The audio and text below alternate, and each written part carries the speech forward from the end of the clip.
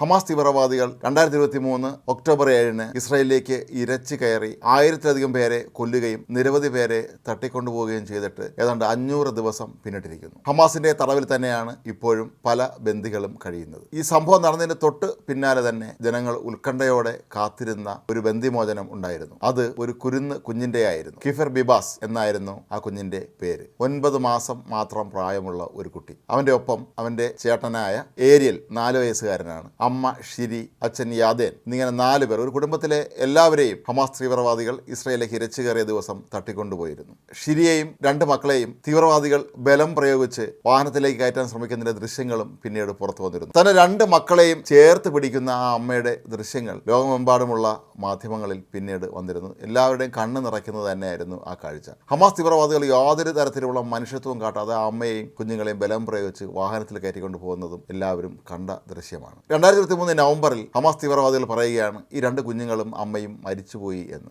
ഔദ്യോഗിക പ്രഖ്യാപനമൊന്നും ഉണ്ടായില്ല, എങ്കിലും അത്തരത്തിലുള്ള ചില വാർത്തകൾ അന്ന് പുറത്തു വന്നിരുന്നു. ഈയിടെ ഹമാസ് തീവ്രവാദികൾ വിട്ടയച്ചവരിൽ ഈ കുട്ടികളുടെ അച്ഛനായ യാർദേനും ഉണ്ടായിരുന്നു. തടവിൽ നിന്ന് പുറത്തിറങ്ങിയ യാർദേൻ ആദ്യം അന്വേഷിച്ചത് സ്വന്തം ഭാര്യയും മക്കളെയുമാണ്. അവരിപ്പോഴും തടവറയിലാണ് എന്ന് തന്നെയാണ് അദ്ദേഹം കരുതിയിരുന്നത്. മാത്രമല്ല, ഹമാസ് ചെയ്ത മറ്റൊരു കൊലച്ചതി അടുത്തതായി പുറത്തുവിടാൻ പോകുന്ന ബന്ദികളുടെ പട്ടികയിൽ ഈ കുട്ടികളുടെ ചിത്രങ്ങളും പേരുകളും ഉൾപ്പെടുത്തിയിരുന്നു. അവരുടെ അമ്മയുടെ ചിത്രവും പേരുമെല്ലാം അതിലുണ്ടായിരുന്നു. അതുകൊണ്ട് തന്നെ ഇവരുടെ ബന്ധുക്കളൊക്കെ ഈ കുട്ടികളും അമ്മയും ജീവനോടെ ഇരിക്കുന്നു എന്ന് തന്നെയാണ് പ്രതീക്ഷിച്ചത്. 9 മാസം മാത്രമായിരുന്നു ഈ കുട്ടിയെ തട്ടിക്കെട്ട് പോകുമ്പോൾ അവൻ്റെ പ്രായം. ഇന്ന് ജീവനോടെ ഉണ്ടായിരുന്നെങ്കിൽ 2 വയസ്സ് കഴിയുമായിരുന്നു. അവന് 2 വയസ്സ് പൂർത്തിയായത് ഇസ്രായേലിൽ പലരും അവരുടെ വീടുകളിൽ ആഘോഷിക്കുകയും ചെയ്തിരുന്നു. പക്ഷേ കിഫർ ബിബാസ് ഇന്ന് നമ്മോടൊപ്പം ഇല്ല എന്ന ആ സത്യം ഒടുവിൽ ഹമാസ് ഇപ്പോൾ പുറത്തുവിട്ടിരിക്കുകയാണ്.